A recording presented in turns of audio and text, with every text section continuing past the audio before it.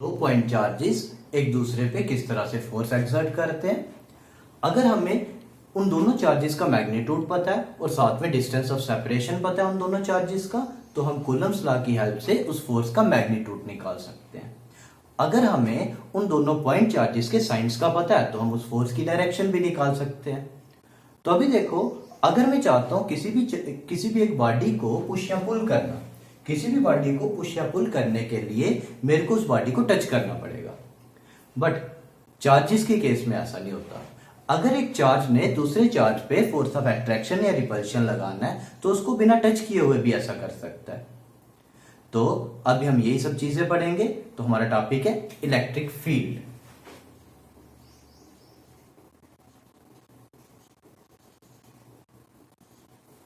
देखो, electric field क्या होता है, तो ये समझने के लिए पहले हम लेते हैं एक चार्ज। तो इस चार्ज का इलेक्ट्रिक फील्ड हमने देखना है कैसा होगा। तो इस चार्ज को नाम देंगे हम सोर्स चार्ज का।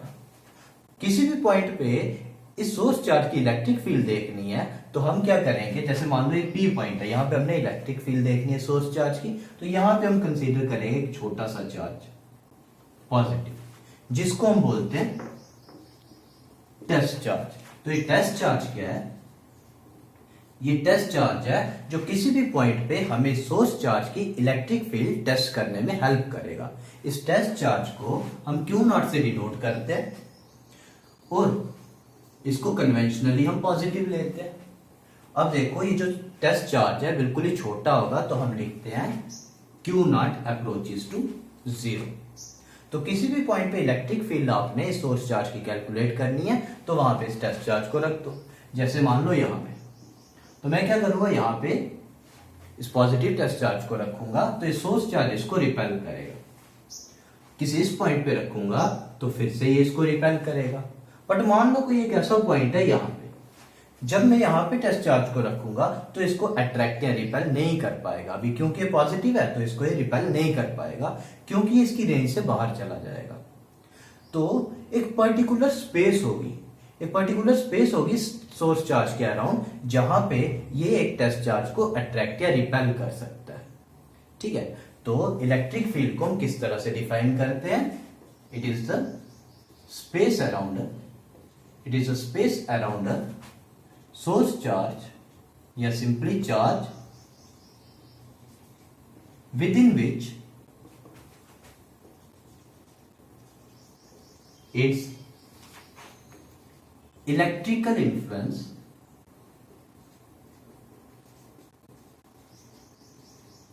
Can be experienced.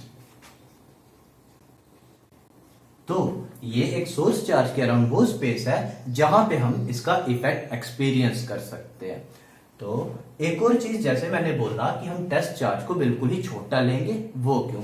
तो देखो, एक सोर्स चार्ज है, उसका अपना कोई इलेक्ट्रिक फील्ड होगा, इसका ये कुछ इलेक्ट्रिक फील्ड आ गया। अगर टेस्ट चार्ज में बड़ा ले लेता हूं तो उसका भी कुछ इलेक्ट्रिक फील्ड होगा। तो ये दोनों इलेक्ट्रिक फील्ड क्या करेंगे, एक दूसरे के फील्ड को इफेक्ट करेंगे। ठीक है, मेरे को ये नहीं पता लगेगा ये जो इलेक्ट्रिक फील्ड है ये सोर्स चार्ज का है कि टेस्ट चार्ज का, इसलिए मेरे को टेस्ट चार्ज को बिल्कुल ही छोटा लेना पड़ेगा। तो डेफिनेशन क्या निकली एक टेस्ट चार्ज की? Test charge is infinitesimally small charge which is positive by convention and helps to calculate the electric field of a charge at any point. और इलेक्ट्रिक फील्ड की डेफिनेशन निकली, it is a space around a charge within which its electrical influence can be experienced. तो अभी electric field निकालनी है किसी भी point पे, तो कैसे निकालेंगे? हम देखेंगे ये जो सोर्स चार्ज है ये इस टेस्ट चार्ज पे कितनी फोर्स एक्सर्ट करता है, तो हम ये फोर्स निकालेंगे। अब हम इस फोर्स को टेस्ट चार्ज के मैग्नीट्यूड से डिवाइड कर देंगे तो हमारे पास आएगा इलेक्ट्रिक फील्ड उस पॉइंट पे।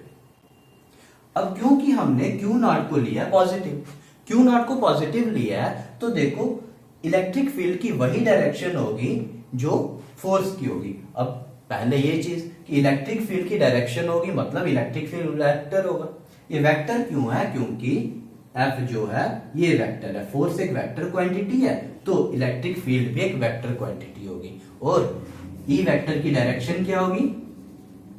Direction of E vector is same as the direction of force exerted by source charge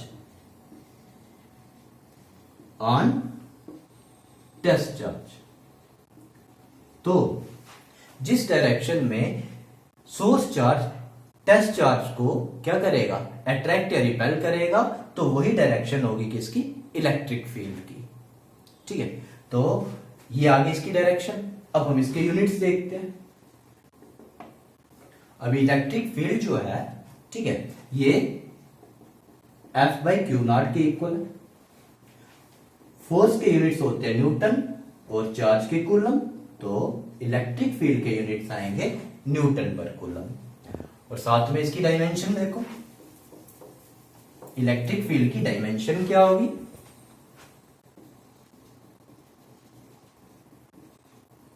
तो E equals to F/Q0, force की डायमेंशन m1 l1 t-2 और चार्ज की डायमेंशन a1 t1, तो ये बन गया m1 l1 t-3 a-1।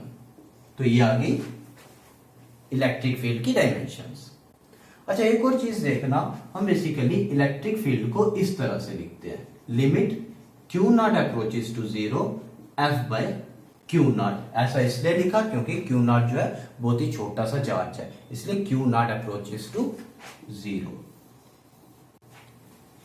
इसके बाद हम देखेंगे इलेक्ट्रिक फील्ड एक पॉइंट चार्ज की कैसे निकालनी है, उसकी क्या वैल्यू होगी।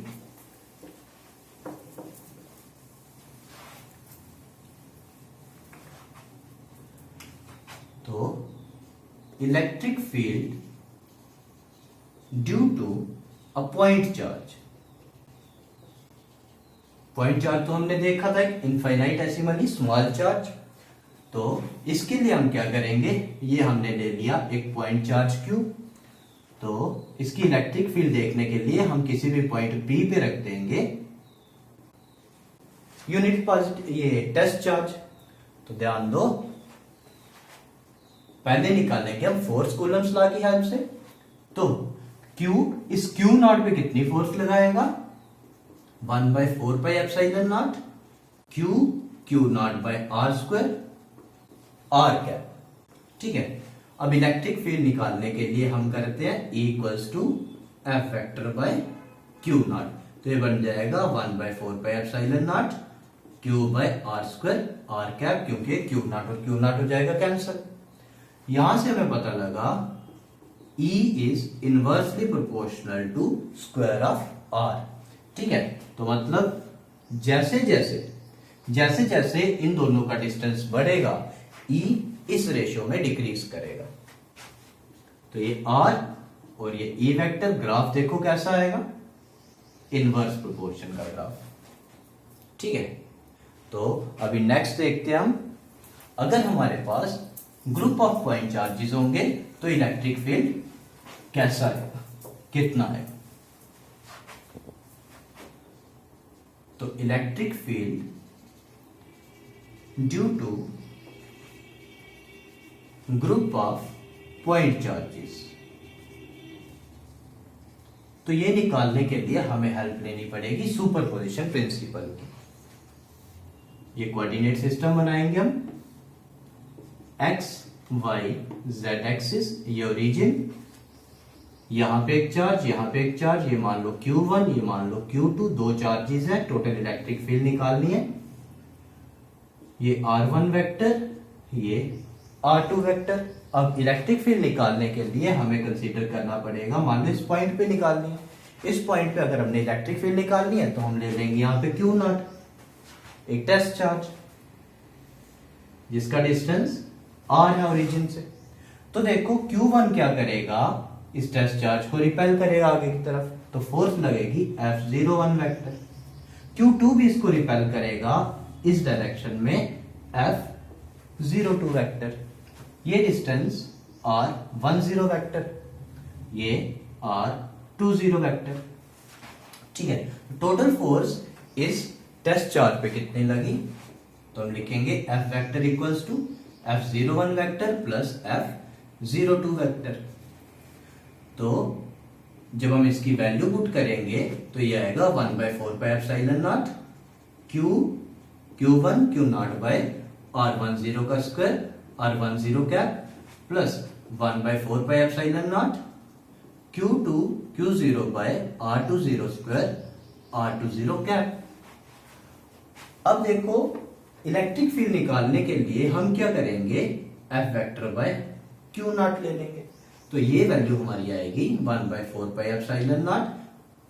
तो Q0 कैंसिल हो जाएगा, ये बनेगा Q1 by R10 square R10 cap 1/4πε0 Q2 by R20 square R20 cap. तो अगर हमारे पास है इलेक्ट्रिक फील्ड 2 पॉइंट चार्जेस की वजह से। अगर हमारे पास n number of point charges हैं तो इसको हम इन जनरल कैसे लिखेंगे, 1/4πε0 summation I equals to 1 to n QI by RI0 का स्क्वायर RI0 का कैप। तो ये टोटल इलेक्ट्रिक फील्ड हमें मिलेगी n number of point charges की वजह से। तो आज हमने पढ़ा इलेक्ट्रिक फील्ड क्या होती है, उसके यूनिट्स क्या है, उसके डायमेंशंस क्या है, एक पॉइंट चार्ज की वजह से इलेक्ट्रिक फील्ड कैसी होगी, और अगर n number of point charges है तो किसी एक पर्टिकुलर पॉइंट पे टोटल इलेक्ट्रिक फील्ड क्या होगी। Thank you.